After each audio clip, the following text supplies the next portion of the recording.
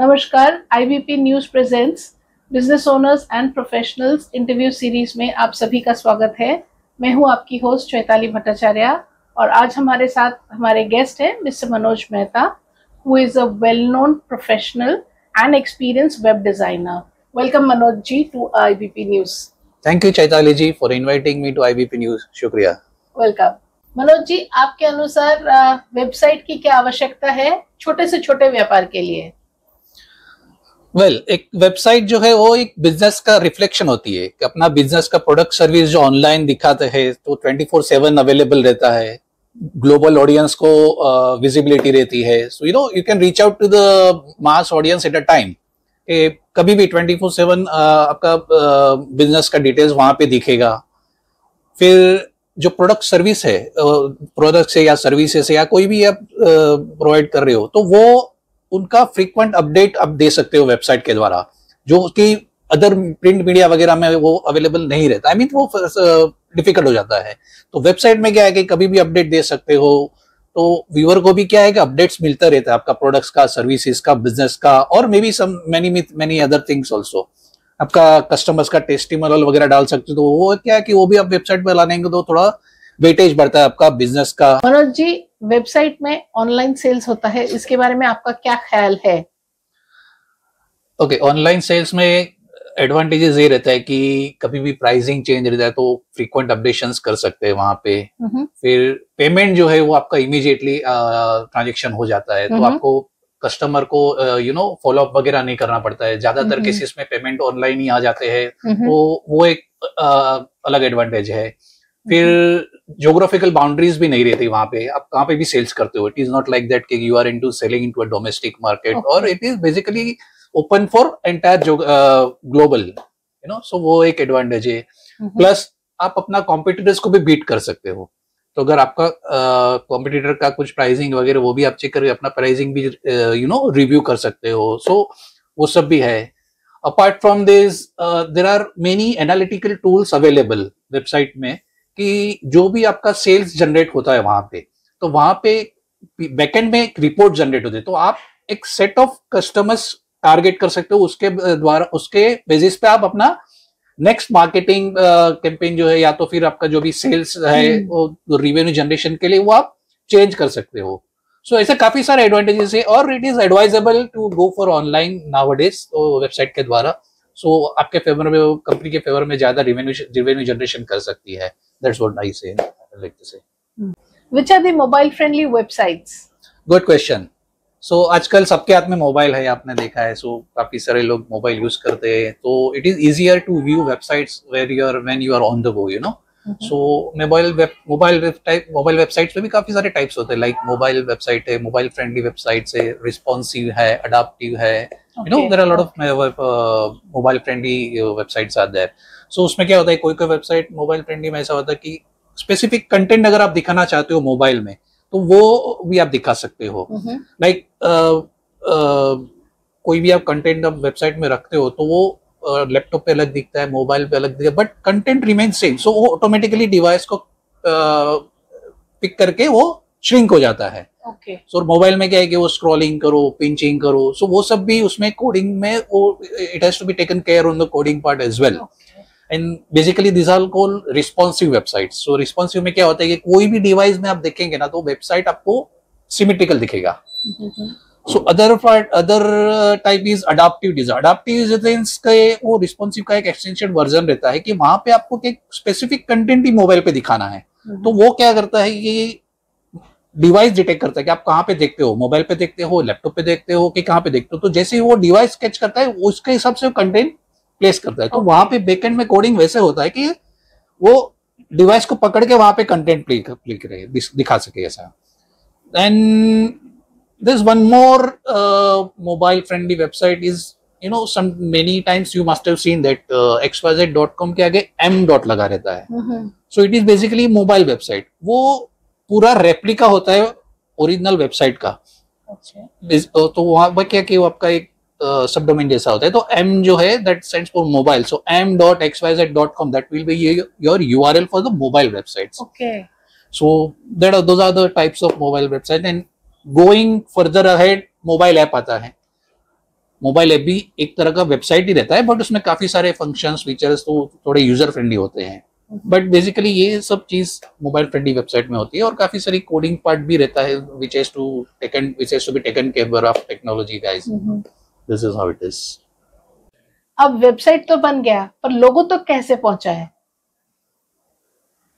Okay, website बन गया, वो एक फर्स्ट स्टेप आपने अचीव कर लिया कि आपका बिजनेस प्रेजेंस ऑनलाइन कर दिया। अभी लोगों को पहुंचाए वो भी इक्वली इंपॉर्टेंट पार्ट है कि how to reach out to the your prospective customers, you know. Absolutely. So there are a lot of digital marketing avenues are available. Social media marketing है, digital marketing है, so वो सब से आप अपनी website को प्रमोट कर सकते हैं। Basically it is pulling the customers viewers to your website. It's basically a website traffic बोलते हैं उसको। अच्छा। So like say कि Google AdWords है, Facebook एड कैंपेन है, इंस्टाग्राम है, लिंक्डइन है, वहां पे ये सब एड कैंपेन्स रन करके आप वेबसाइट ट्रैफिक जनरेट कर सकते हो। अपार्ट फ्रॉम दैट सेल्स भी जनरेट कर, ई कॉमर्स साइट है तो आप सेल्स भी जनरेट कर सकते हो ये सब प्लेटफॉर्म के माध्यम द्वारा। Then this basically one more tool is SEO, search engine optimization. जब भी आप गूगल पे टाइप करते हो कोई भी एक कीवर्ड डाल के, जो भी टाइप करते हो it is a keyword, it is a की फ्रेज और कीवर्ड बोलते हो उसको। सो जो भी टाइप करते हो सबसे पहला या दूसरा आपका नाम आएगा, तो उसके लिए आपको एक एक्सटेंसिव एक्सरसाइज करनी पड़ती है बैकएंड से। That is basically to come up your website on the top, it is SEO, search engine optimization. So वो भी एक अनदर प्लेटफॉर्म है जहाँ पे आप वेबसाइट का वेबसाइट प्रमोट कर सकते हो। अपार्ट फ्रॉम दैट आपका जितना भी सोशल मीडिया अकाउंट है वहां पे आप अपना वेबसाइट का लिंक डालो सोशल मीडिया अकाउंट से, फिर अपना सोशल मीडिया बायो है, फिर डिजिटल बिजनेस कार्ड से, आजकल डिजिटल बिजनेस वहां पे आपका ये ट्रैफिक वेबसाइट एड्रेस डाल सकते हो। So you know there are lot of ways, ये सब organic inorganic ways to promote your website. Organic is like you are not paying for anything on a ad campaign, और of course आपका cards वगैरह में तो रहता ही है, but या ये सब प्लेटफॉर्म्स, ये सब टूल्स भी है जो आप यूटिलाइज कर सकते हो और वेबसाइट ट्रैफिक जनरेट कर सकते हो। So basically it will help you grow your business और achieve more revenue. So this is how it is. Apart from that, जब भी आप ब्लॉग्स या आर्टिकल्स ऐसा कुछ ऑनलाइन डालते हो लिंक्डइन या तो फिर आपका वेबसाइट पे या एक्सटर्नल वेबसाइट पे, सो वहां पे भी आप कुछ ऐसा टेक्स्ट डाला कि जो आपका वो टेक्स्ट आपका वेबसाइट से लिंक हो गए, that is basically called back linking. So वो सब आपको एसईओ में हेल्प करेगा। So it is basically an indirect promotion to your website. Okay. So this tools also you can add in. Website बनाने के पहले और बाद में किन चीजों का ख्याल रखना पड़ता है? Okay, सबसे पहले वेबसाइट के लिए जरूरी है डोमेन रजिस्ट्रेशन, जो कि आपका वेबसाइट यूआरएल जो बोलते हैं उसको, वेबसाइट एड्रेस जो बोलते हैं, वो एक रजिस्टर करने के टाइम ध्यान में रखना पड़ता है कि वो यूजर फ्रेंडली हो, बोलने के टाइम, लिखने के टाइम, और हो सके उतना छोटा हो, तो क्या है कि किसी को बोलने प्रोनाउंस करने में, किसी को बोलने में दिक्कत ना होवे। तो सबसे पहला पॉइंट डोमेन रजिस्ट्रेशन वेबसाइट का। उसके बाद अगर आगे जाते हैं तो एक वेब होस्टिंग जो बोलते हैं, तो जहाँ पे आप अपना वेबसाइट का फाइल्स लोड करते हो, अपलोड करते हो सर्वर पे, तो वो आपका सिलेक्शन भी इतना जरूरी होना चाहिए कि वो सर्वर भी अच्छा हो, आपका बिजनेस वर्टिकल के हिसाब से वो आपका वेबसाइट के हिसाब से वो मैच होना चाहिए। तो वो दो फैक्टर मेन है। उसके बाद अभी जब आते हैं वेबसाइट डेवलपमेंट पे, तो उसमें काफी सारी चीजें हैं। सबसे पहले कंटेंट है, तो कंटेंट आपका it should be very crisp and to the point होना चाहिए, और जो भी वेबसाइट व्यूअर होता है उसको कनेक्ट होना चाहिए, आपका प्रोस्पेक्टिव कस्टमर को वो कनेक्ट होना चाहिए उसको। सो वैसा कंटेंट, प्रोफेशनल कंटेंट होना चाहिए, प्लस आपका वेबसाइट यूजर फ्रेंडली होना चाहिए। Apart from that, it should be SEO friendly. So SEO friendly is like जब भी आप नेक्स्ट करते हो, प्रमोट करते हो वेबसाइट को ट्रैफिक बढ़ाने के लिए, तो there are certain tools जो SEO को हेल्प करते हैं। So basically it should be SEO friendly, जैसे कि आप मेटा टेक्स्ट वगैरह है वो प्रॉपरली डाले हुए वेबसाइट में, तो वो सब चीजें ध्यान में रखनी पड़ती है। So lot of other things, and आपका वेबसाइट भी बग फ्री होना चाहिए। ऐसा नहीं है कि उसमें टेक्निकल ग्लिच भी नहीं आना चाहिए। So that you should take care, people should take care of that as well. So पहले तो सब जब भी वे सब बनाते हैं तब एक टेस्ट रन, जो बीटा बोलते हैं या तो टेस्ट रन बोलते हैं, वो एक पहले करना जरूरी है, स्पेशली इन ई कॉमर्स और वेबसाइट्स। सो ये सब चीज जब आप वेबसाइट बनाते हो तभी ध्यान में रखनी जरूरी होती है। बनने के बाद भी उसको मेंटेन करना, that is also equally important, you know. उसको वेबसाइट को मेंटेन करना, उसको टेक्निकली अपडेटेड रखना, प्लस उसमें जो कंटेंट है रेगुलरली अपडेट करना। तो आपको वो सब चीज भी ध्यान में रखनी जरूरी होती है। और